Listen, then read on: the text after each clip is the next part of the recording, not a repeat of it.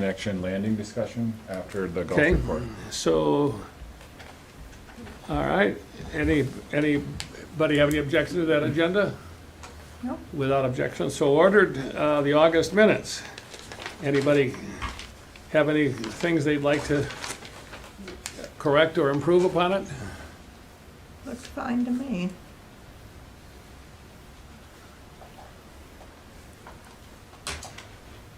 I see one of our number is still studying them, so, Do you want a motion? oh, actually, no, we'll just do it by unanimous consent if you're Okay. finished reviewing it.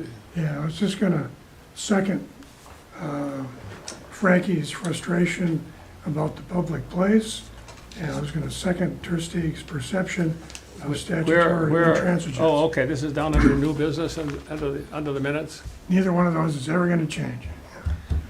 Were you wanting to propose a change there? Nope, Okay. Yep. If there's no objection, the minutes will be approved. By the way, as I understand it, Frankie was unhappy because she was having to go to some public place to attend this meeting, yeah, to attend the meeting remotely. Mhm. Is that something some lawyer has advised us? It's the law. it's the Well, law. I know that there are open meeting laws, but if we're here and having an open meeting and her picture is up there, I don't see why there's any objection to her being wherever she wants to be. Tell your senator. That, unless somebody points me to an interpretation of the statute to the contrary, that's my legal opinion. Well, I got it from City Hall that you gotta be in a public place and it's gotta be posted. Was it from the attorney or was it from some, okay, well, why don't you have the attorney write to me about that and tell me where it comes from, because that's very surprising to me. Yeah, Doesn't make sense, does it? Craig, before you got here, we approved the agenda and the minutes. Did you have anything about either the agenda or the minutes that you Nope. wanted to say? No, I'm good. Okay. Then next on the list would be the presentation relating to the community connection. Well, we'll Oh, go wait. with Paul. Oh, I thought you want to do Paul first, that's fine. I thought it was before, but I just moved it. Go. Okay, well, let's see, finishing up our last month, revenues were, superseded last year's, and last year superseded the year before, so we're on an upward trend. That's good. The course has been in really good condition. We've had a lot of visitors this year, and we've got really good comments. So I think all in all, it's good PR. We've had good, good visibility that way. We've kind of survived this drought.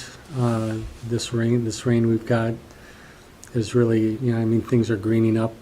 I played the course this morning and it was dramatically better as a result of the rains. Yeah, so that, we've been keeping things in good condition, so they've been, they respond quickly when we get hit with the moisture. And the greens, we've kept those in, stellar condition throughout the year. We're looking, this is kind of the final rundown for the season now. We're going to be, most of the tourism is kind of, all that business is kind of waning. So we're expecting probably, our revenues to go down a little bit. And then we're going to be doing some of our work that we need to do to close up the course, which is aerification. We'll be doing fairway aerification. We'll be doing aerification on the greens and tees. And those all, people object to that want to play it, temporarily, but really they recover pretty quick from all that, and it's really beneficial. And so it just keeps us on our program, which is just to kind of keep improving things. And so all that seems to be going pretty well. I guess that we had talked about doing some advertising and things with the drone, and it's possible that we might be able to do some of that this fall. If conditions keep improving, we get good color, and that sort of things. But really, that's about it. We had last month we had a tournament that went well. That was for the Disabled American Veterans. DAV is the tournament, and that went well. This month, we're gonna be doing, it's just kind of a new thing that we're throwing in there, which is on Thursdays, they're doing a senior scramble, two-man best ball thing, tournament. And that'll be every Thursday for the rest of the month, and those can kind of develop into something kind of fun. We've got, and this year we've got really good interest from a lot of women players this year, and I think that we're going to have a group that's going to be putting together a women's group for next year, and that'll be great. I've always wanted to get that going strong. We tried it the first year, and we had some support from some local players, but for some reason, and I wasn't aware of that, people kept telling me about black flies and things like that, but that was really a bad year for black flies, and the people that came out, the women that came out to play, they were getting chewed up pretty good. They were just new beginner golfers, so it didn't last too long. Are there better times of the day for the black flies? Well, it has a lot to do with the weather. If you have a lot of standing water, rain, even mosquitoes. We didn't have any. I mean, this was an unreal season for bugs. Really comfortable. So and our greens were looking good. So people were generally really happy playing the course. But anyway, we've got a couple people that are looking at taking charge of running the women's group, and so I think that that's going to be successful, and I wanted to have that going with the course since I got here, so it looks like we're hopeful that next year that's going to take place. I think they're going to probably just maybe start by doing it, rather than like a league, like the men's league or whatever. They're going to probably just do more of a social gathering initially, and then run that maybe for a month, prime time.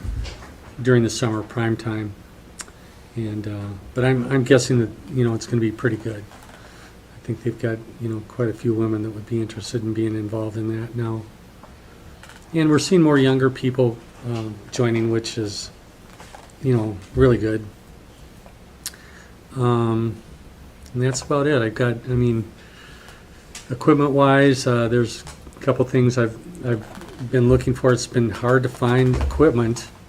It seems to be like automobiles and everything else. It's just hard to get. But I'm trying to locate a blower for us so we can remove leaves in the fall.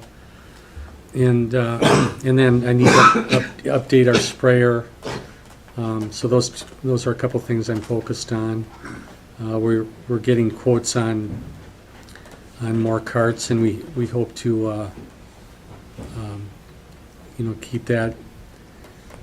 Keep strengthening that. I understand that the council gave you, or the city gave you the go-ahead for ordering a few more cards.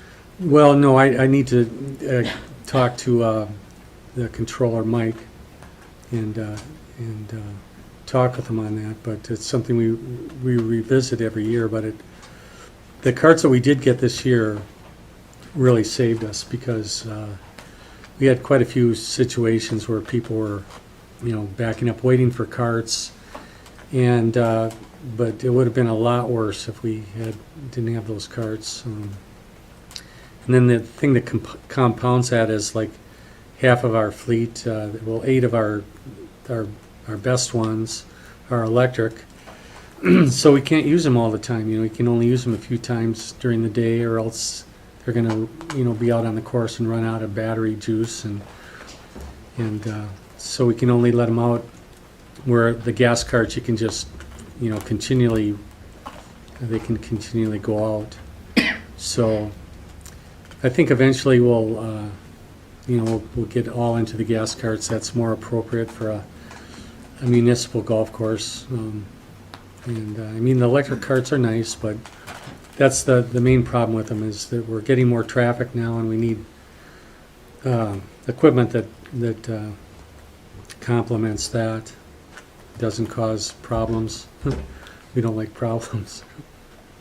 Of course, the electric don't pollute the air like the gas ones do. That's true with the fuel, but these golf carts are amazingly stingy with fuel. I mean, I think they've got a 5-gallon tank and it lasts a long, long time. That's good. Yeah, so I don't know, someday I think they will probably have batteries that will last a long time, and, well, they're gonna have to. Right now, our batteries they can go out 3 times, and, the third time's kind of iffy, could be iffy, so, we run them 2 times and then start keeping track of them, put them aside, keep track of them, and if we have to put them out, we do. But, that's not enough for, for 8 units only being able to go out twice really Yeah. hamstrings us, so. So how was the bear situation? Well, personally, I came up, the other day I was coming up from 8 to 9, there was a gravel trail through the woods, and I had to stop and let a grouse come out and go on the trail and then back into the woods. And then so I continued up to the top of the hill, and when I got up to the top of the hill, there was a bear there, and kind of scared me. We scared each other, and he took off. So, but, there's been a few bear sightings here and there. Yeah. No, but I didn't say deer, I said beer. Oh, beer. I thought you said bear. Okay, beer. Yeah, well, the beer thing, we're going to get we haven't got our new license yet. We're just going to probably hold off till next year because it costs, an annual fee. And we're kind of down to the tail end of our season right now, and we've just got, we don't have really any beer that anybody wants right now. Sure. It's like, what's that? Oh, okay, I'll take that. Oh, I'll take that. So we just have it's really bad. But like I say, we're kind of as far as our inventory goes, it's kind of at a different stage now where it's dwindling down. But we have to, for next year, we'll have to get our kitchen at I think it's called a stage 2. And I think technically all I have to do is get a 3-bay sink. Right now we have a 2-bay sink, which is pretty standard. So I need a 3-bay sink. So we just, replace that. There's some other things that we have to do to comply. There's some testing I think that I have to do. Some sort of classes and ongoing education sort of thing. So I think it puts you into that category. But then you can get this wine and beer license. That's kind of what we're looking for. And so we plan on having that going by, the beginning of next season. Good. Yeah. One question about money, and that is, do you have any forecast yet as to whether we will have lost less money this year than we lost last year? Yeah, I think we're probably already at where we were last year. So yeah. So now we're on gravy time. Well, no, I think we want to continue to do as much as we can to get into the black. But I need to evaluate what we're spending on versus on our budget, and where those numbers come versus our total income.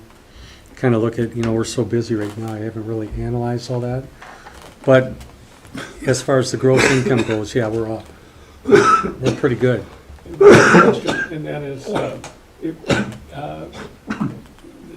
one of the problems with any golf course in this part of the world is that the rock is just an inch or 2 or 5 below the surface, and so growing grass is much more difficult.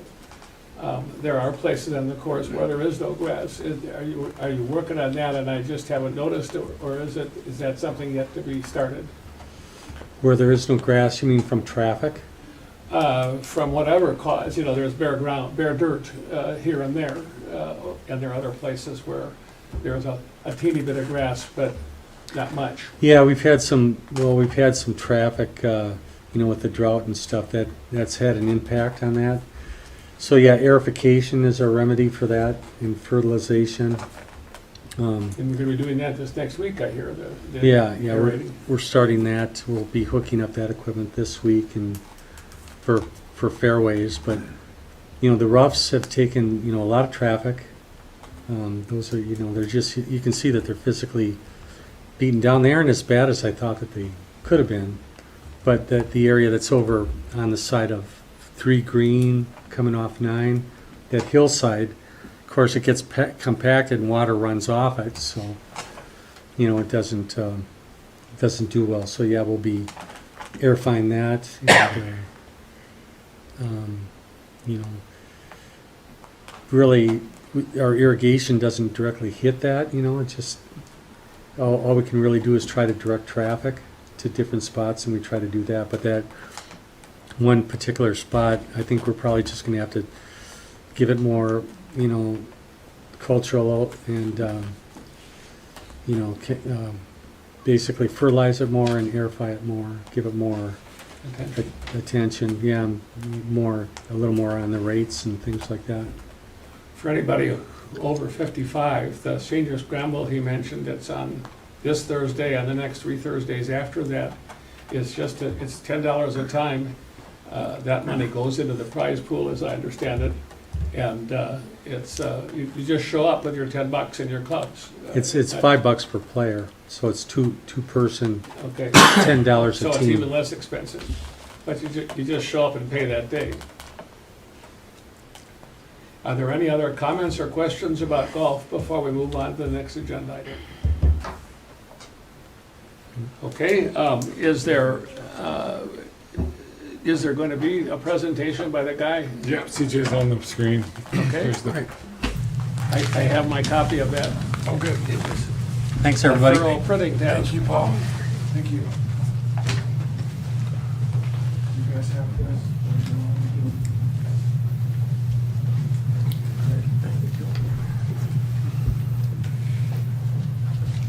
Welcome.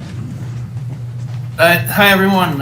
It's great to be back, and thanks again for having me to give a follow-up presentation here tonight. I'm going to quickly For the recap. record, you're referred to as CJ, but you probably ought to say your name for the record. For the record, CJ Fernandez with Ani Fernandez Landscape Architects. Okay, go ahead. And I'm just going to give a quick recap from the last presentation that we did and where we left things and how we got to today.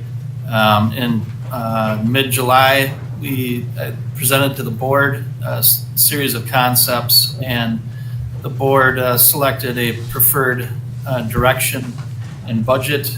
And there was an additional design step remaining, which was in regards to the connector and overlook.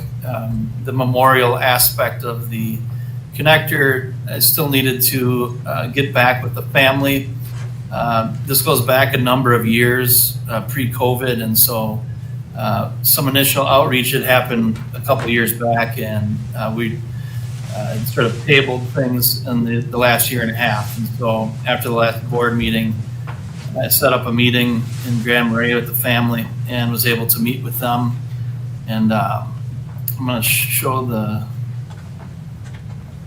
screen here so the presentation will come up.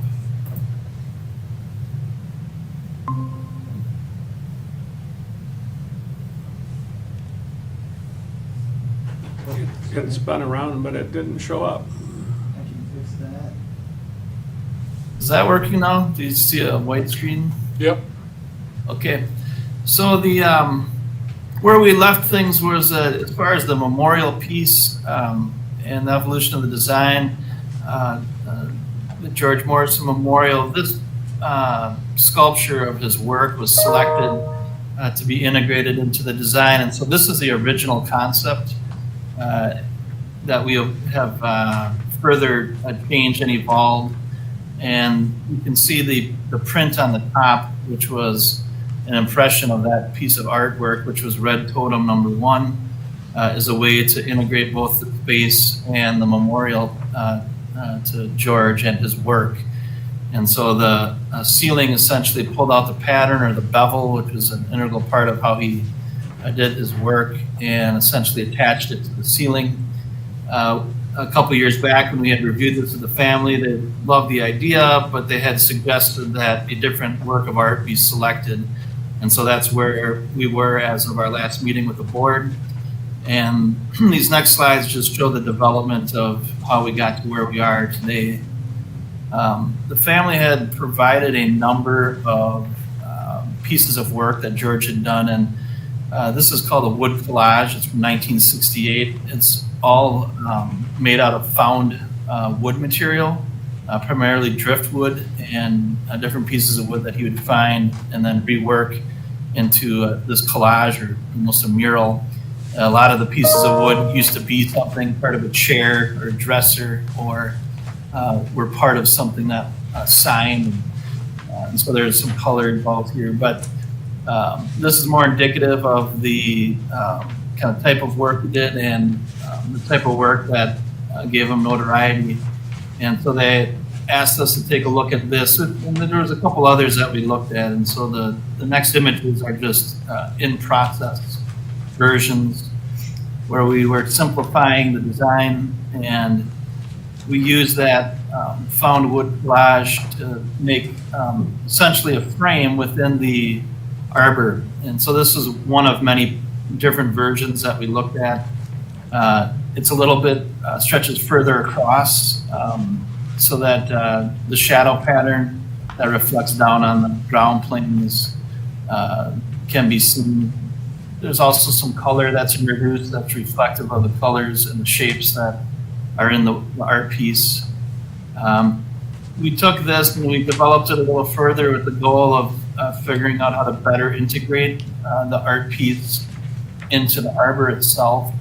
There's still some structural considerations that are needed for these arbor to keep them from racking and moving. And this is just another view of how that would look.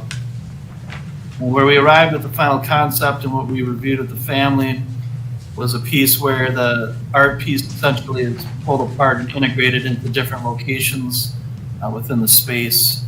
And so that the impression of the art isn't as if we're trying to recreate a painting like we had in the previous version, but really kind of an abstraction or an impression of that piece of art that he had produced. And so it's used in within the arbor. The frames of the different steel pieces actually provide the structural support to prevent racking. The pieces stretch further across the canopy of the arbor so that we get more shadow cast on the ground plane below. And so that the space is more kind of enveloped with the impression of the artwork. This is a different view as to how it looks as you look up towards the sky. And then another view from the steps below. And so the meeting went extremely well. The number of things kind of came up. There were some unique findings, I'd say, with kind of where we landed with the impression of the wood collage. Families seemed to feel that it was reminiscent of some of the drawings and kind of the hand and the texture that he would use for the drawing pieces that he did. And at the end of the meeting, they gave their full support with where we landed with the memorial piece and how it integrates into the memorial space. And so the result of where we are today is this design reflects the design that the board prioritized in July, and then the integration of the new art piece into the connector space and the arbor above. This is just another view from the side or the trail on the right off of roadside. And then a view from above, a bird's eye perspective. Budget, so a revised budget was also requested. We had a third-party estimator take a look at this, Loeffler Construction, who we've done a lot of estimates with in the last number of years, and we've had pretty good luck with them. The big variable right now is wood. but labor and construction it's a little bit of the Wild West these days, or has been this last year. The subtotal, I'll just kind of jump down to for the whole project of the construction cost was $216,000. There's an estimate contingency at 10%. General conditions is an escalator that was applied by the estimator because of the constrained construction. Very limited space. We were essentially working off the street in kind of a straight in and a straight out. And there is excavation. There's a number of utilities that we know are surrounding and actually running through the site, which was part of the original study that we did when we reported to City Council prior to coming to the board. So there are some factors there that are going to slow or make construction a little more delicate or difficult. And then the rest of the fees or costs are general liability, bonds, and general contractor's fee, which is at 7.5% on a smaller project like this. It puts the total budget at $287,000 as it sits right now. One of the methods of moving forward that I had suggested last time is to look at a bid alternate, whether it's an add alternate or a deduct alternate. The one alternate that really is the easiest to do, and I'm not a fan of doing alternates because it makes the bids messy and confuses contractors and can lead to problems down the line. But the arbor and as a unit would make a pretty clean alternate, whether it was an add or a deduct. It obviously changes up the space quite a bit, but the overlook and the space, the seating areas, and the connector stairs to above and below would all remain intact. And it would ensure us that at bid, with the size of the alternate, that we definitely have a project moving forward. And so it's a strategy to best manage the kind of the conditions we're in and the varying prices that are out there right now. Are there any questions? Anybody here have questions? I'm wondering how they, if you use all that glass on the roof, is that going to be a problem if we have a hailstorm? Yeah, this would probably be a polycarbonate. It's a sort of a high-strength plastic. There may be some other tempered glass options we can look at. Things that we've done before in railing panels or even flooring with glass. There are some products out there that could be looked at. I think because of cost and sort of making it an easier thing to implement, looking at the colored polycarbonate might be the best way to approach it. But it's something we would finalize as we move forward.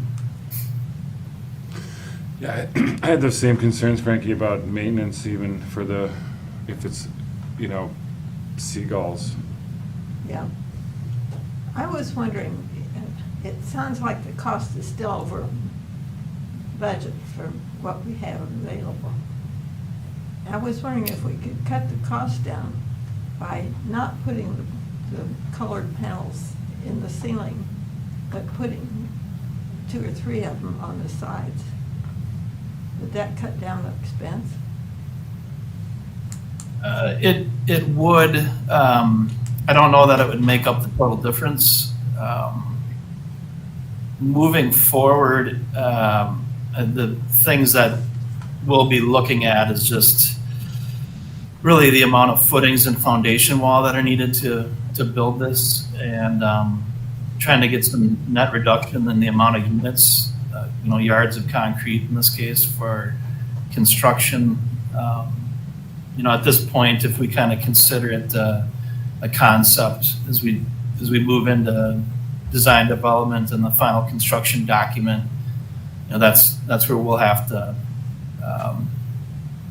be smart about what we're pushing forward. The other part of this too is just the construction contingency. We don't like to take it down to 0, but inevitably we'll take it down to about a 5% contingency. So as we reevaluate the design, there are ways to add in some value engineering to get costs down. I wasn't here, as I remember, when the budget was approved. What kind of number were you given to start with, and how different is this one? 250. It was 250 in July, Yeah. And that was unanimous. yeah. As a, not a strict carved in stone number, but just a rule of thumb, something to shoot for. Yeah. Now, This number is not outrageously larger than that. it's in the ballpark, and something to keep in mind is that we talked about grant money, you know, our funded initiatives from the CEC, the Creative Economic Collaborative, has already secured, I believe, $50,000 in IRRR money towards this project, and whether or not, in the July meeting, we knew this money was secured over a year ago. It's a part of a larger pool of money for, I think, all the amenities along the corridor, but it was particularly earmarked for this, for the landing. A $50,000 grant is already in place. Now, do we consider that in our 250 as, you know, an extra 50, so that maybe we have 300? Wow. Or do we put that towards that 250 cap? You know, it doesn't need to be decided tonight, it's just something to keep in mind. We already have $50,000 grant towards this in a placemaking program through IRRB, and So my question is, where was the 250 that we approved last meeting? Where did that come from? that's in our capital improvement fund, the specific to the park. We have our own dedicated capital improvement fund within the general fund. Oh. It's, I believe, approaching $1 million Yeah. of like dedicated funding, so that we would just pay cash out of that fund. And the approval was for 250. Okay, so we have this extra money. The 50 was a bit of a, is it included in the max? Is it an extra on top of that? It's something to consider. And furthermore, the CEC, I think, is poised to secure even more funding for a project like this that's high profile, I think. What do we have in our capital fund right now? Close to $1 million. Close to $1 million, okay. So 30,000 wooden brickets. All right. CJ, I have a couple of substantive questions. The first thing is, I see stairs, but I don't know anything about handicap access. Is there handicap access in some form? Path around. There's already an existing switchback trail that kind of comes here. I don't know if you can see my cursor, but you can see a bit of it running off to the left and then coming back to the right. And so that, All I really need to know is that you've got some way that a wheelchair can get there. Yes. yes, it's existing. Okay. Wheelchairs, yeah. The second thing is It's that wheelchair too. It's the foundation for the footings, the strip footings were 1 foot deep, which in my old part of the world in the Twin Cities would be 3 feet short of the frost footings that we normally had to do. Am I correct that you can get away with a foot because we're on granite, basically? No, the footings that are planned here are 60 inches deep, or the foundation walls. Oh, okay. And so that gets us below. That's 5 to 6 feet by 1 5 foot. feet. Okay, Yeah. thank you. There was Yeah. an extra apostrophe in there that confused me, but I got it now. And the last question I have is if there's not already built into the design some kind of, some place where somebody who's there can know where to find more of George Morrison's art, I think that would be a good thing to think about. The Johnson Heritage Post has some permanent things, and I don't know where else in the county The clinic. that there are Clinic. public places. I suspect there's some up at the casino or at on Grand Portage. There might be some. Sawtooth, Yeah. or hospital, Sawtooth. Yeah, and who knows, maybe the Historical Society as well. But I think something that would refer people to where, if they want to follow up on George Morrison, they could know easily what that would be. Yeah, there's one thing we had talked a bit about that's kind of in the background, and it's, I guess, literally in the background here is the kiosk location, which is not part of this project. There is another effort that's working on kiosks in town, but being able to tell some more of the George Morrison story with the use of a kiosk would be a great way to make it kind of a better connection and tell more about the person and the work and where he came from. And so that there's some options to do that.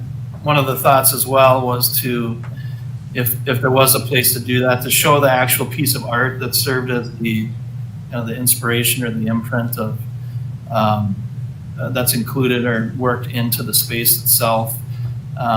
The black metal work that you see is taken directly out of the jointing of all of this work of art. And so the larger kind of voids you see in dark, the more steel you get essentially. And so to make a very deliberate and direct connection to the actual space, since it is kind of an abstraction. And so there's those options. There's also options of simply looking at the structure itself and including a panel here that could tell more about George Morrison and who he was, and just use the art structure to simply support another panel of I'm information. not wanting to overdo it. If the kiosk is sufficient to direct people to where they can see more of George Morrison, that's okay with me. Who's doing the kiosk? Well, it's inside of this, in the highway project, the CEC, the same committee that's with Okay. the amenities. Well, CJ, you Frankie's want on to it. stay in touch with those folks so you know what they're doing Yeah, and tell them of my question. Frankie and I are both on that. Okay, committee. good. All right. Yeah, and the family asked, if the CEC was aware. I have not done any additional outreach since, for a couple years now. If I have your permission, I would take this to them and maybe go to their next meeting or try and get on one of their agendas to give them an update. The family was aware of our last meeting at the park board. They're very excited about it. They're planning to participate in some fundraising activities as well to see if they can get some money to help support the effort. So that's something I'd be, more than willing to do if it's all right with the park board. Am I correct that this is at the end of the bike trail that's just been constructed? Well, yes and no. It's kind of the first thing you come across is what Bob's pointed out as you come down the hill. I mean, it's right on our corner with the north house, just above where the little timber frame bridge is now. My point is, people who are biking down that trail will have an easy access to this structure. Absolutely. That's its appeal. It's right along the corridor. Or around it and then down to the campground. Yeah, we're just off the trail that runs roadside, and then this view, the north house is on the left, and this is the covered bridge, the timber frame bridge, and then the harbor in the background. So I don't understand the original, you had this beautiful picture of this carving, all these carvings on this wood, but where did it fit in on the whole overview? Because when I look at the picture of the overview, you don't see that carving on any of the wood. So essentially, what's above in here is a steel frame, and the pattern within the steel frame is taken directly from the artwork itself. And so these pieces that we had as blue and yellow are the same pieces from the piece of artwork where there's blue and yellow and blue and yellow. And so essentially, if you removed the wood from this painting and you were just left with the joints or the negative space, the form and the shape of all of the joints that make up this piece of art are what were used to create all of this patterning. Okay, so you weren't actually doing this picture. No, the intention was to use it to integrate with the space and the structure. It also serves some structural purpose as well in supporting the glue lamps themselves.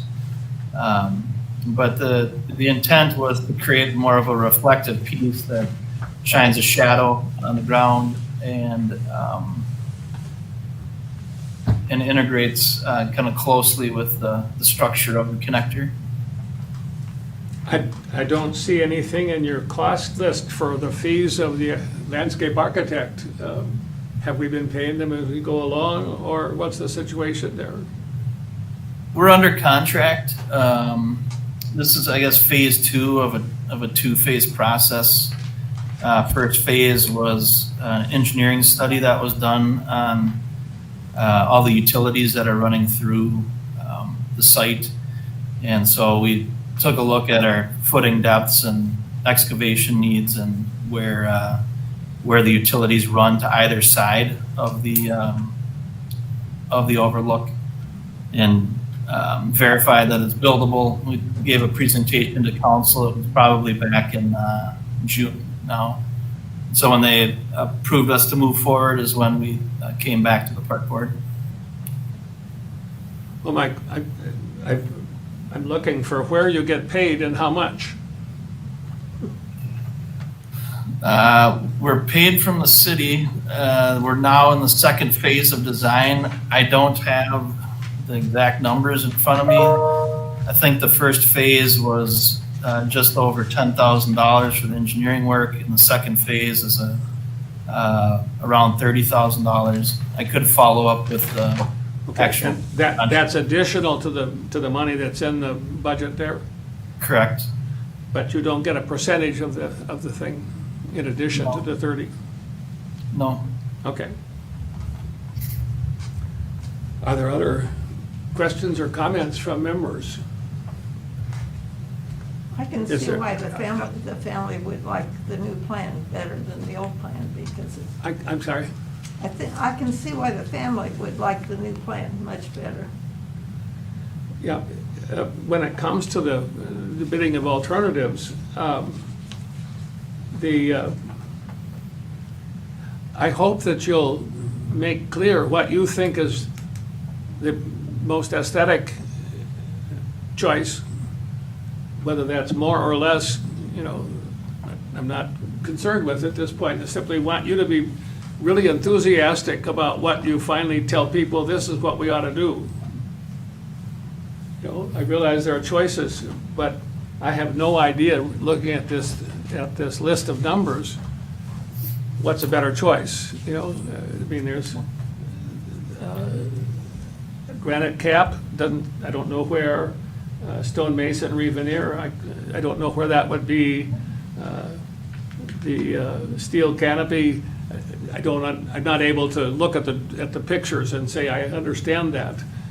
So I hope that, I know you understand it, and when you make your final recommendations, I hope you're clear about where things are and why you've chosen to do what you think, to present what you want, what you've presented.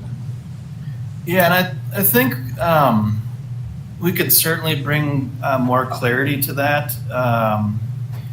Tonight we're looking for approval to proceed with those documents to get to a bid document, and I would think what might make a lot of sense is when we get to about a 60%, maybe 70% complete, we have another touch point with the park board, and we could describe very clearly exactly what would be in the alternate or not. It might give a little more time for some fundraising to occur, which could change what's in or out of the alternate. Right now, the artwork component and that steel canopy component is $35,000. And it could be fashioned in a way that funding for art supports that and can be installed with or after the project. So I think there's a number of options that we can explore as we move it forward and further define that. But as of right now, in this image on these walls, there's stone cladding, which we've proposed as a Masabi black, and the arbor, which is the wood components, the verticals, and the Morrison steel work inside of the arbors would be subject of the alternate. So that essentially would be, the, Have you guys built a model of what it is you're gonna build, propose to build? as far as a physical model, no, Yeah, but not- we have a digital 3D model that we use to generate the images. So I have a question, talking about the glass up on the roof. What about the bird droppings? Is that gonna be a problem? I think with where we are today, the comments are, we're here to listen. So I think if there's concerns with maintenance and having it in the roof, that we either eliminate the colored glass entirely or we do focus on the wall piece, which just would eliminate the problem altogether. I could see, just having wall pieces, but just more than just one wall piece. Having Yeah. one on each side or two on each side and using the colored glass. Is the glass on the side or the top? Both. So on this image, you can see the colored panels have been included on the sides and on the top. And Not too much. Okay, not smaller pieces. And again, I think if we did this, we would be using a plastic and not glass. if the seagulls poop on the roof, how does it get cleaned? Is it, you have some sort of automatic device involved, or No. does somebody have to be on a ladder up there and scrape it off? Rainwater. Yeah. It would take some doing. CJ? Yeah, I mean, someone would be on a ladder, And again, I think with the discussion and the realities of maintenance, the glass would just get removed from the concept in the ceiling and would be focused on the walls. The glass could be removed entirely as well. I think the design works incredibly well with or without the glass. It adds some additional interest, but it'll work extremely well without it too. I have an important question that relates to that. Who's gonna own this when it's done? Us? So the maintenance would be our problem. So you and CJ need to talk about that question. I'm much more concerned about the roof than I am about the side panels. I think, the side panels are relatively easily cleaned, but you change the game when you start going up. I don't know, how high is the roof on that? CJ, how high is the roof? The roof is, I think we're at 9.6 to the underside of the arbors. And then we have 12 inches of arbor above that, so 10.5 feet would be the top. And the steel panels would be kind of centered or towards the bottom half of that. So we're looking at working on a 12 or 16-foot ladder, sounds like. No fun. Correct. What? Not that Doesn't sound long? like fun. I couldn't hear. It doesn't sound like fun to me. No, well, I think we strike the glass from the roof. that's, how much cost is in those panels on the ceiling? As far as the steel panels and No, those the glass ones that would need to be cleaned more regularly. We don't have to clean the top of what you can't see from the bottom. But we do Understood. have to clean that which you can see through. Yeah, so the polycarbonate panels cost for just the ceiling pieces, there's 4 pieces. I would say it's probably $750 to $1,000 max. So it's not a big cost issue, it's a maintenance question. Okay. Yep. Anybody else have anything that they want to talk about? CJ, is there any summary or, I guess you're looking for us to give you some kind of enthusiasm for moving forward. And it sounds like, does anybody have any objection to his seeking to do the design documents based upon this information? Well, I'm excited about him using a design that the family likes. I think that's great. Well, I hear no objection from the members. It's unanimously agreed that you may proceed, CJ, with the design documents, using the concepts that are in here and expecting that we're not going to see a huge change in the numbers. And that you'll be checking back with us when you're 60 or 70% done with the design, especially if you have any rubber hitting the road that we need to know about. That sounds great. Yeah, Okay, and thank you. I would Thank you just so add- much for the work you've done. It seems to be very attractive. Steve, let's just add to our approval or permission to take this to the CEC for, I think we further. just did it by unanimous consent. Sure, but to have CJ appear and present to the CEC Oh, sure. as a follow-up and a way to engage that committee for potential fundraising and further refinement. And we want him to consider more about whether to do the panels on the roof or not. Yeah, I think that question became pretty clearly presented, and CJ, I think, understands he'll be swimming upstream if he has clear panels that we have to clean on the roof. But perhaps he can figure out some way to make it work. I'm not telling you don't, I'm just saying you got an issue to address. So, what Dave said is part of our agreement, as I understand it, which is that you can go ahead and make this presentation to others who are involved. Did you say CDC, is that the creative CEC, design? Yeah, the Creative Economic Collaborative. And is that what she's part of? Mhm. Okay. So you'll get to hear this again, Frankie. That's fine. Okay, thank you, CJ. Just like to say thank you to everybody for your time, and we'll follow up with the CEC, and we'll be checking back. Thank you, CJ. Have a good night. You too. Okay, we have finished golf and we've finished the connection, and now we are to the city council report from Craig. Yeah, the last city council meeting, let's see, we just had to approve bill payments, I believe, is what we did. And then one meeting was canceled and we continued at the next meeting, so I don't have anything pertinent to bring to this meeting. We were going over budget, preliminary budget stuff. But nothing really that pertains directly to the park right now, as far as. What kind of forecast are we getting from the money people about the city's general financial position as we approach this budget year?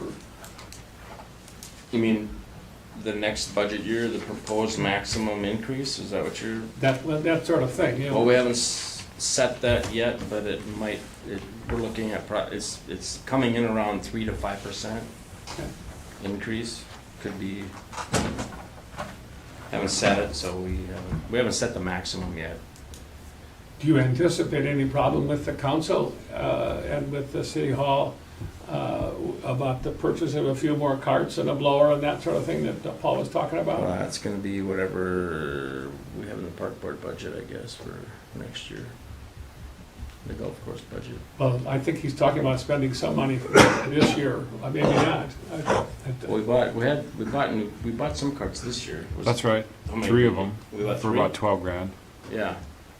And so So I think the annually, object here is, as time goes, every year, I think we wanna add some carts to the, I think we all decided that Okay, the carts are important, and, having more carts means more rounds of golf, so. Yeah. I think the goal is to add, I don't know how many, but, we did 3 this year, if we could do 3 more or 2 more, that'd be great. my impression is that Paul was expecting that the carts that he was talking about would not be put into service until next spring, right? that's right. Okay, so we really are talking about next year. Next year, right, next spring. Okay, Yeah, and so part of the golf course budget is the capital expenditures, capital line item. right. There's a placeholder in there of about $14,000, I believe, on just an annual, 20-year rolling average of what it takes to continue to buy carts and blowers and mowers and et cetera. It's based on a spreadsheet of a breakdown of all the equipment and the life expectancy, et cetera. And so we've just estimated that at $14,000 a year, we can continue to buy the things we need. Some years we'll spend 30,000, other years we won't spend any, right? It's like a rolling average to keep Okay. us in the fleet. How long a period does this average relate to? About 20 years. Given the fact that prices have risen since then, don't you suppose there ought to be a little bit of inflation in that? Maybe We to do 15? revisit this it was 11,000, yeah, we do When- keep dialing that up. And when did it go up last time? I think just the last season, last year. Okay, well, then my general concern is addressed. Are there any other requests or comments or questions of the city? Dave, you're on for the Parks Report, which was quite brief this month. Yeah, that's right. So August was a great month, and we're now in September, so it feels like summer's over, Labor Day's over, and all the big holidays are done, the busy weekends are done. It feels really good. The staff has been excellent. I always have to really thank them sincerely and publicly for their dedication and Can this you speak a commitment. little bit closer to the mic? Yeah, so I'm just thanking the staff this summer. Thank The you. seasonal staff was just fantastic, excellent staff. We've lost several now due to returning school and change of plans, so we're down to a real skeleton crew. And as a result, we've scaled back our hours. The park office and the maintenance staff is now in on a 10-hour day most days. We're open to 8 to 6. Fridays, we're still open to 8 p.m. But it helps with our scheduling as we've lost several staffers in the last couple weeks. But I really want to thank them for their commitment. I want to thank Patrick Knight for hosting a staff appreciation picnic at the park at the pavilion a couple weeks ago. This was the first of maybe an annual summer appreciation get together for all the departments. So it was a citywide, department-wide picnic, and I wasn't there personally, but I heard it was really well done. Patrick was the host and Mike was the grill meister, and I know our staff especially really enjoyed it, had a really good turnout, So we have to take you out to some bar for our own no, appreciation? I'm good. I was on vacation, so I had my own picnic. But yeah, just great staff. Thank you, staff, and hopefully we'll got about 6 weeks left, so we'll get through it. The year-to-date revenue, I thought I'd give you all an update on. The numbers have been, trending down actually in July and August. We're not, having official totals publicly released, but we are able to let you know that July and August actually fell short of last year's amounts on the monthly takes. To the And that's tune. probably because you packed all of last year into July and August. Something happened different last year. Well, yeah, guess what? We were closed the first 6 weeks. And so, yeah, once we got up and running in June, demand was unprecedented. A lot of seasonals were delayed in their payments, so that, we collected much more in July and August last year due to COVID. But as a running total, as a year-to-date total, we are up considerably over last year to the tune of about 20%. It's roughly $200,000. Wow. Yeah, and that we can attribute to a very, very strong May and first half of June. In fact, all of June was up versus last year. But interesting to note that July and August were slightly down. Now, another sector that's very, very much up is the marina. We were very slow last year with the COVID. A lot of folks didn't put their boats in. They took the year off. A lot of traveling didn't take place on the big lake, with the Isle Royale being closed initially, and then the Canadian border continues to be closed. But we really rebounded this year in the marina. Boat sales were exceptional last season, and then new owners came to visit this year. They gassed up, and we are seeing strong growth in the marina up to upwards of 40% this year, where we're up, $25,000 in the marina. So overall, good news. We are definitely on track to meet and exceed our projected revenue budget. I think we were projecting about a $1.3 million total on the revenue side. And as of the end of August, we were approaching 1.2 million. Last September and October, we made roughly another $250,000. So we'll certainly finish at that 1.3 number. Expenses are tracking on or below budget as well. But it is budget season, as Craig mentioned. The council's been reviewing department head budgets, and I was absent 2 weeks ago when you guys had most department heads in. And so they've got a special slot for me tomorrow night, 6 p.m. I'll be presenting the Parks Department budget to City Council before their regular scheduled meeting. We put together a draft budget a month or so ago. It's showing expenses up about 4.5% versus 2020. A lot of that is in the wages and insurance departments. And then revenue is projected up about 2.5%, which is, I think, a very conservative estimate. It's mostly built on a rate adjustment, rate increase that we will. When you call it the 2021 budget season, isn't this really 2022 or 21-22? Yeah, good point. 22, we'll call Okay. it. The good, that was a typo. So, yeah, but I'll be presenting tomorrow night, and that's a chance for city council to really kind of dig into our budget, look at big ticket items. Capital is always a popular line to talk about, so we'll be sure to talk about the connection, the landing expenses, some of these upcoming priorities we've had on our list with upgrades to sites and possibly a new bathhouse, so. Do you think maybe that your July and August revenues were down because of the virus being so bad? No, Frankie, I think it was that the demand last year was just unprecedented, that the virus and its lockdown, people couldn't travel last spring. And so as soon as they could in June, they just could hardly wait to go. It's And like so- somebody yelled recess in June. Yeah, so last year was the occupancy that was just never before seen that. And in tent sites and in all of our sites, we were just about full every night in July and August of 2020. Speaking of tent sites, there was, what was it, about a month ago, I guess, where there were no tent sites for people coming up. And one of my friends said that their neighbor had somebody knock on their door and ask if they could put their tent up in their backyard. And then somebody else said that there was a tent on the tennis court. I believe it. Demand exceeds supply on Yeah. any given weekend. So is there some way to have more tent sites available?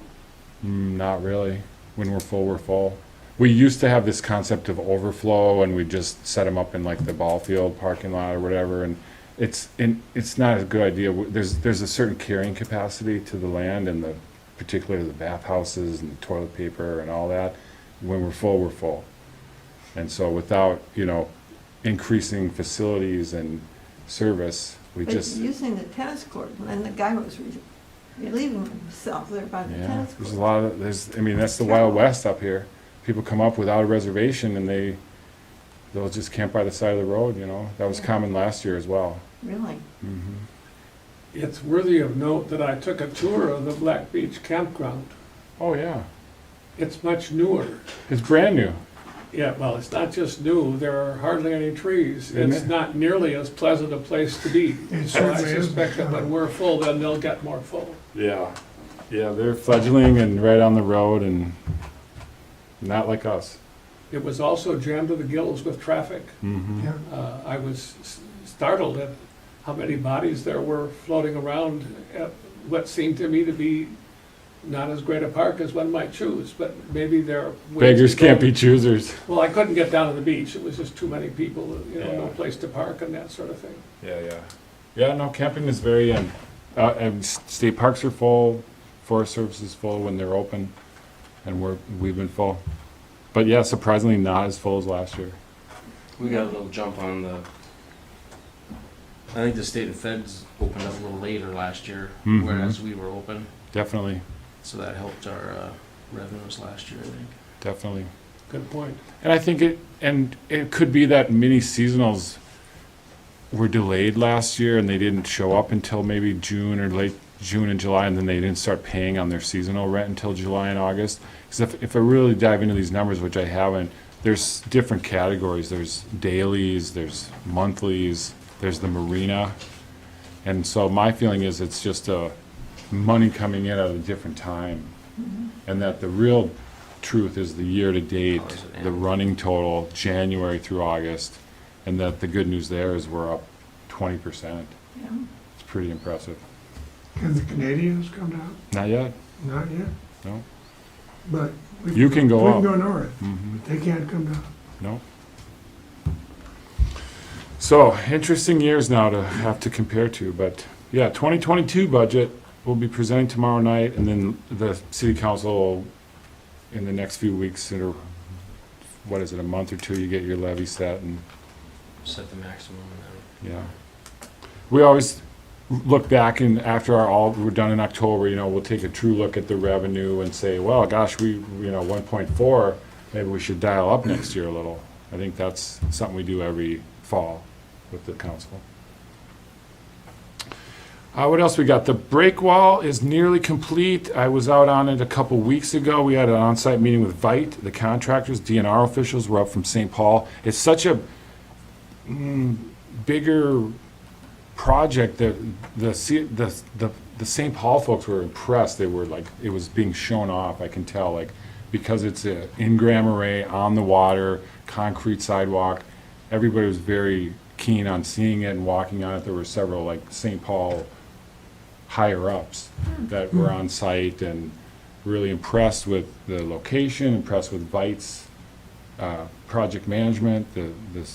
The construction site was safe and clean and accessible, and everything, all the boxes were checked, I think, for doing a fine job with this. The break wall itself, it was just phase one, which is something we have to keep in mind. But Vite expressed the idea that they would be done by this Friday, the 10th, and I believe it, because it looks done.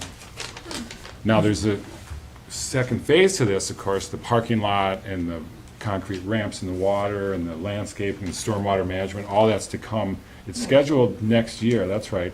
KGM is the low bid on that contract. They are the crew doing the Highway 61 project because they specialize in pavement. So they were the lower bid for the second phase. They weren't scheduled to start until next June, but with the timing of everything and the KGM crew in town with the highway, there's a potential to get them started this fall. Really? It's not official yet. It was something we talked about at this meeting on the 24th. Basically, would us, the city, be okay if KGM started early? And of course, we would be. It would save on mobilization fees, et cetera. Sure. But whether or not KGM's in that position, we'll find out. The DNR's still gonna suss that out as to the second phase and when that would start. No later than next June. And so, again, it would put us in that area will be closed again next spring and summer, and then once the parking lot and stormwater management and trees are all in, then it'll be open in the late season next year.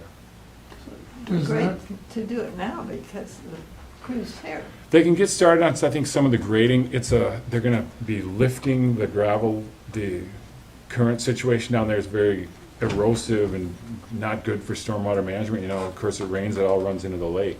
And so you can see the elevations now, like where the concrete sidewalk comes into the land is much higher than the land. But the land's gonna be lifted and paved, and stormwater is gonna be directed to the west, away from the lake, into, I trust that you're encouraging them to go ahead this fall if at all possible Yes. with phase two. yes.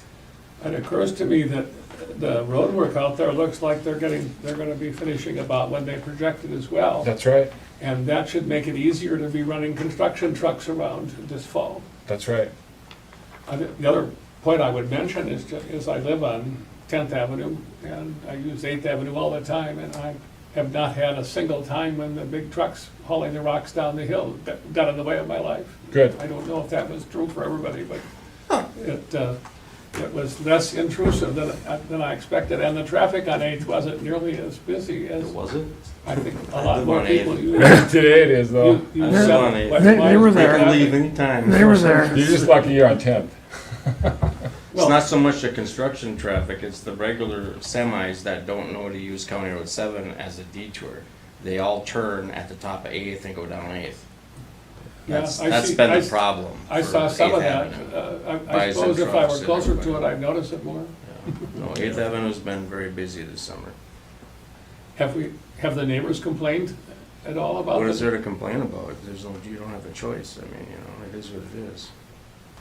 You know, Dave, does the park have any money in that boat launch and break wall? No, It's all state, it's state municipal It's bond DNR, yeah. money to the city. so it doesn't touch the capital budget No, anyway.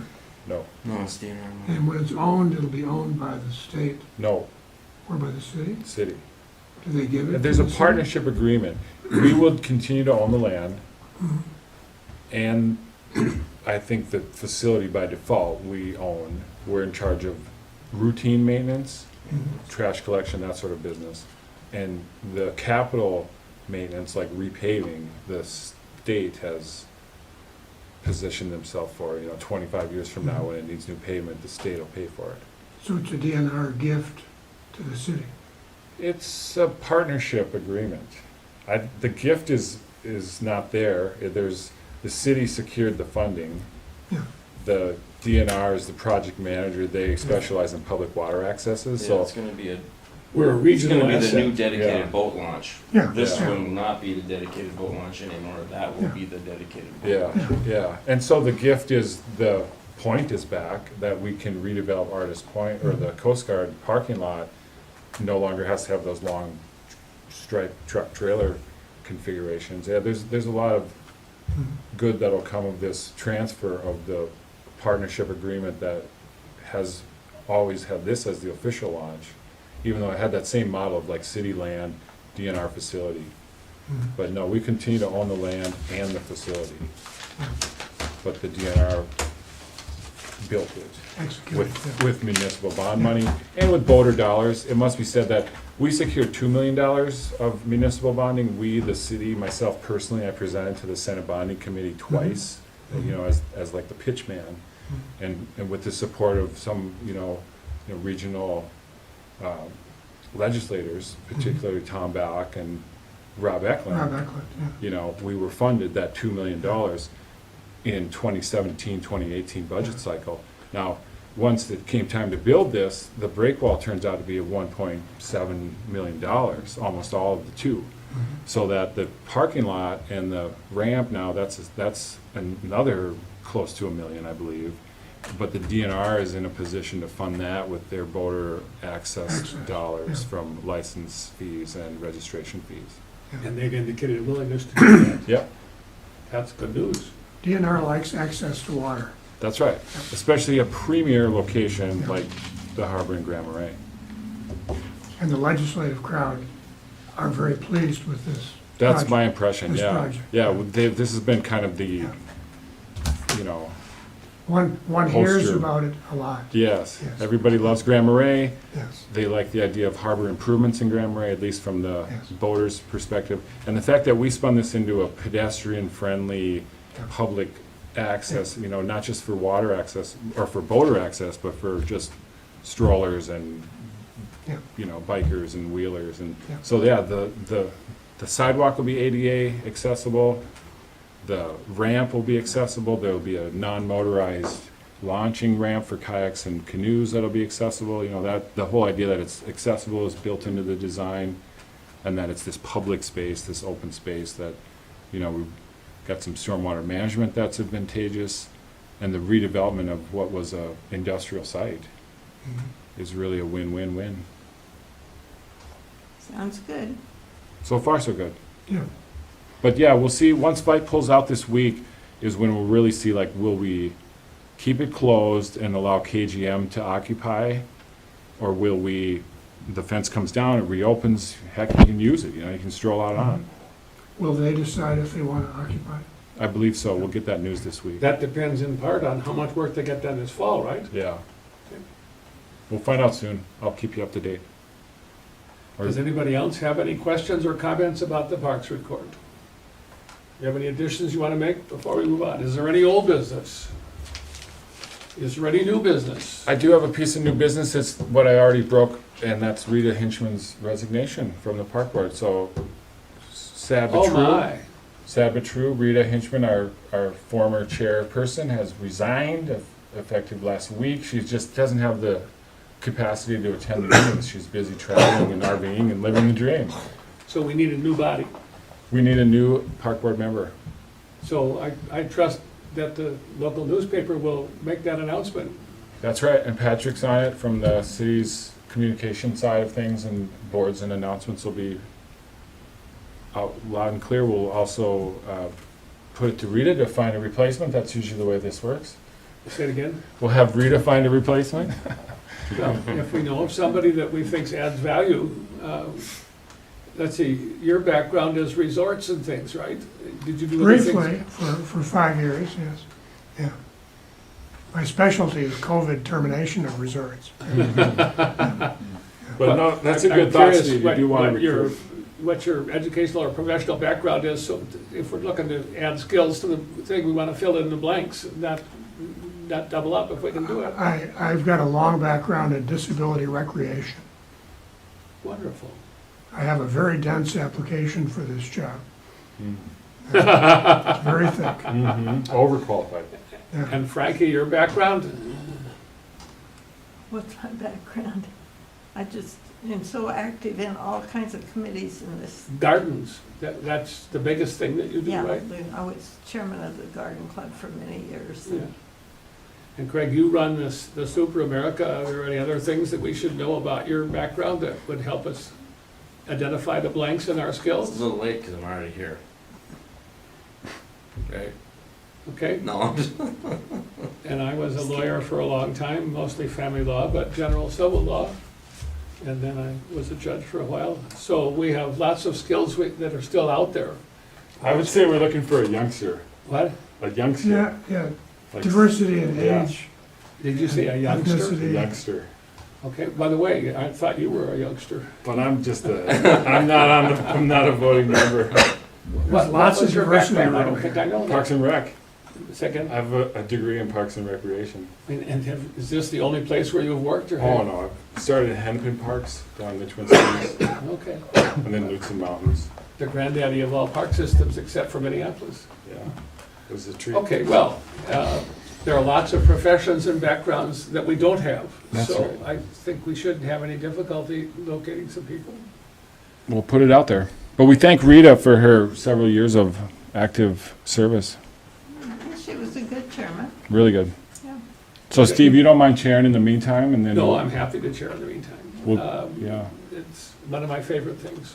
Thanks. I don't know if we want to go with a vice chair right now, or do we wait till we get a I would new wait till you member? have the whole group and then I'm fine with that. reconfigure, yeah. As long as you can be at all the meetings. Yeah. I'll be chair tempore. Thank you. Okay. Well, if you're not Yes. here, we don't have a quorum. Oh, no, you three could do it for him. Can three do a quorum? Yep. Yeah. Is there any objection to my adjourning the meeting? If not, we're adjourned. Great. Thank you. Thank you, Steve. Well done.